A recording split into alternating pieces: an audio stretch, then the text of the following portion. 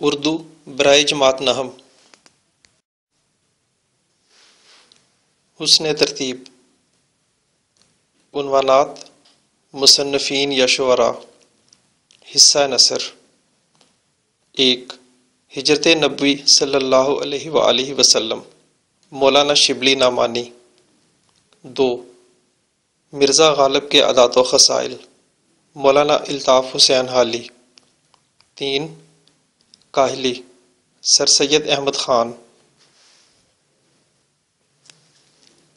4. شاعروں کے لطیفے مولانا محمد حسین آزاد. 5. نصوح اور سلیم کی گفتگو ڈپٹی نذیر احمد دہلوی. 6. پنچایت منشی پریم چند. 7. آرام و سکون سید امتیاز علی تاج. 8. لہو اور قالین مرزا ادیب. 9. امتحان مرزا فرحت اللہ بیگ. 10. ملکی پرندے اور دوسرے جانور شفیق الرحمان. 11. قدر ایاز کرنل محمد خان. 12. حوصلہ نہ ہارو آگے بڑھو منزل اب کے دور نہیں. Punjab curriculum and text book board Lahore. حصہ نظم. 13. حمد مولانا الطاف حسین حالی. 14. نعت امیر مینائی. 15.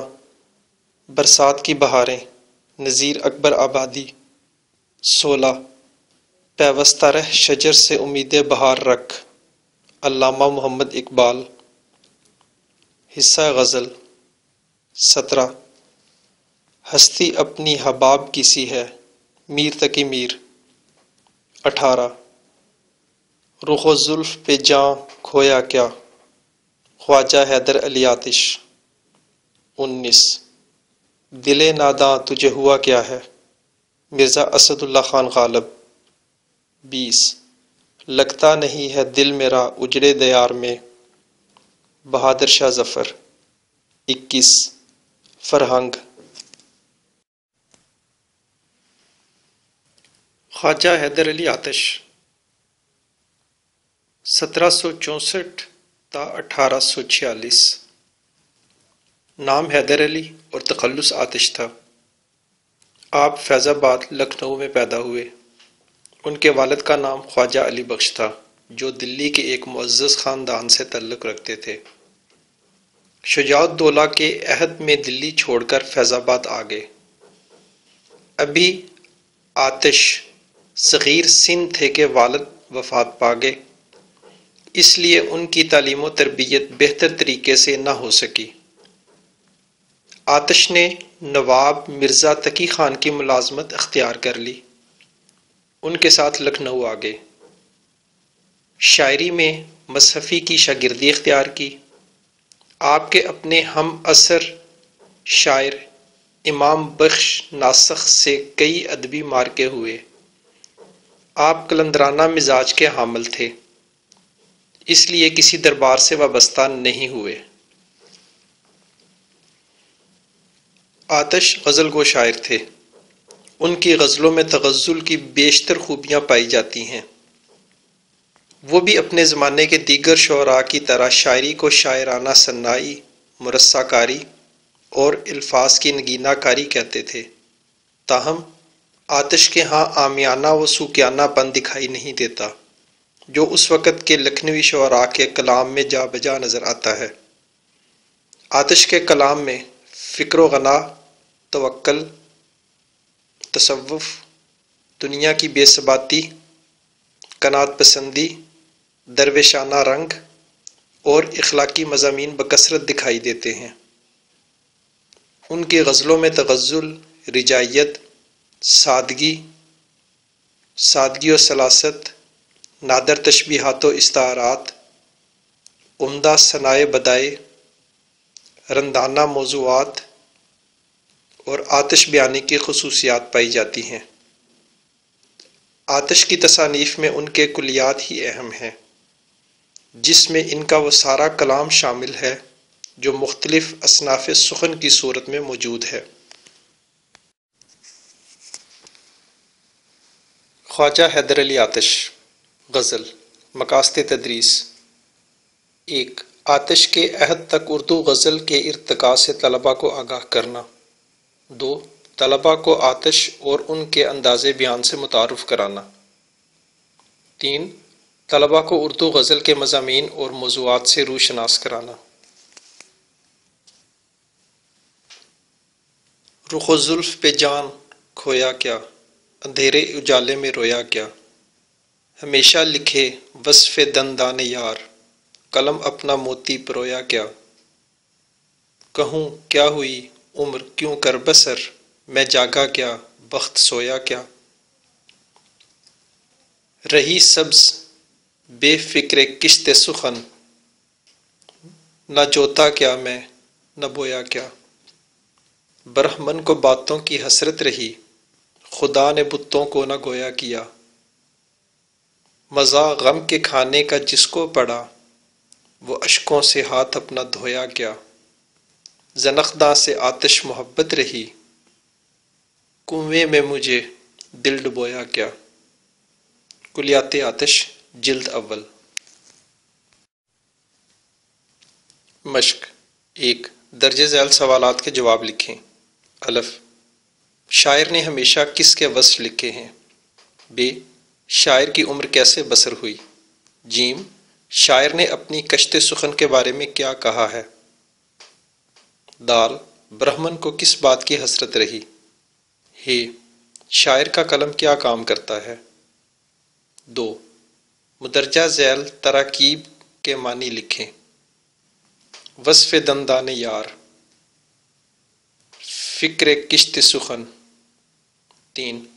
متن کو مد نظر رکھ کر کالم الف میں دیے گئے الفاظ کو کالم ب کے متعلقہ الفاظ سے ملائیں۔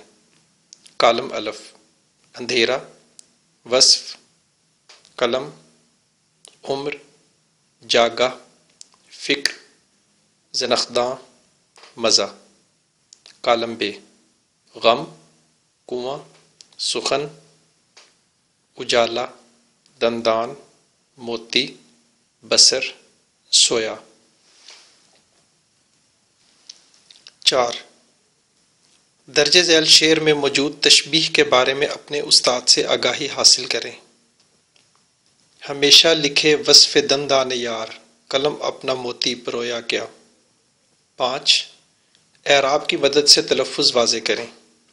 وصف، قلم، عمر، بخت، کشت سخن، برہمن، زنخداں۔ 6. الفاظ کے معنی لکھیں اور جملوں میں استعمال کریں۔ وصف، بخت، برہمن، زنخداں، آتش۔ 7. درج ذیل الفاظ کے متضاد لکھیں۔ اندھیرا، جاگنا، غم، آگ۔ 8. درج ذیل مرکبات کے نام لکھیں۔ رخ و زلف، دندان یار، کشت سخن۔ 9. غزل کو غور سے پڑھیں اور درج ذیل کے جواب دیں۔ الف، اس غزل کا مطلع کون سا ہے؟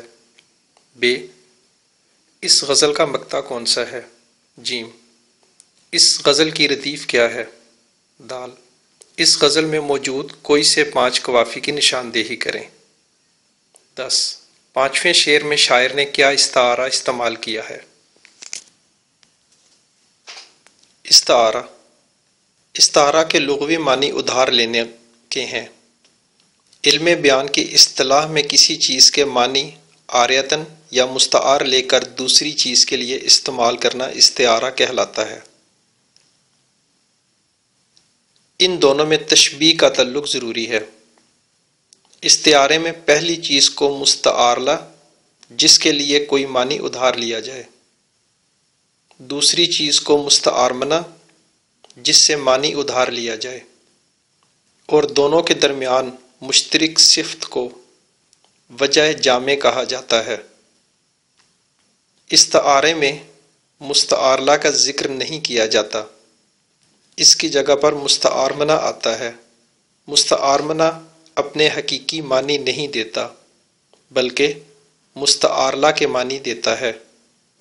استعارے کی چند ذیل مثالیں دیکھیں۔ الف، ماں نے کہا میرا چاند سو رہا ہے۔ ب، اس کی پلکوں پر ستارے چمک رہے ہیں۔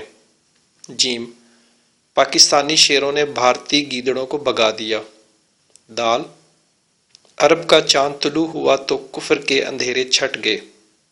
ہے، پنڈی ایکسپریس نے سارے کھلاڑیوں کے چھکے چھڑا دیے۔ پہلی مثال میں چاند مستعار منع ہے جو بیٹے کے معنوں میں استعمال ہوا ہے۔ دوسری مثال میں ستارے کا لفظ آنسوؤں کے لیے آیا ہے۔ تیسری مثال میں پاکستانی شیر سے پاکستانی فوجی اور بھارتی گیدڑ سے بھارت کے فوجی مراد ہیں۔ چوتھی مثال میں عرب کا چاند مستعار منع حضور صلی اللہ علیہ وآلہ وسلم کے لیے مستعار لیا گیا ہے۔ آخری مثال میں پنڈی ایکسپریس پاکستان کے تیز رفتار باؤلر شعیب اختر کے لیے مستعار ہے۔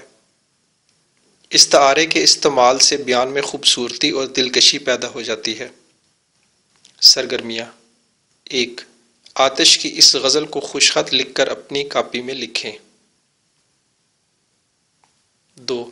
آتش کی کوئی اور معروف غزل اپنی کاپی میں نقل کریں۔ 3. جماعت کے کمرے میں اس غزل کی درست آہنگ کے ساتھ بلند خوانی کی جائے۔ اشارات تدریس: 1. غزل کے مختلف اور متنوع مضامین کا تعارف پیش کیا جائے۔ 2. دوسرا شعر پڑھاتے ہوئے تشبیہ کی وضاحت کی جائے۔ 3. چھٹا شعر سمجھاتے ہوئے بتایا جائے کہ غم کھانا محاورہ ہے۔ محاورے کی وضاحت کرتے ہوئے اس کے مجازی پہلو سمجھائے جائیں۔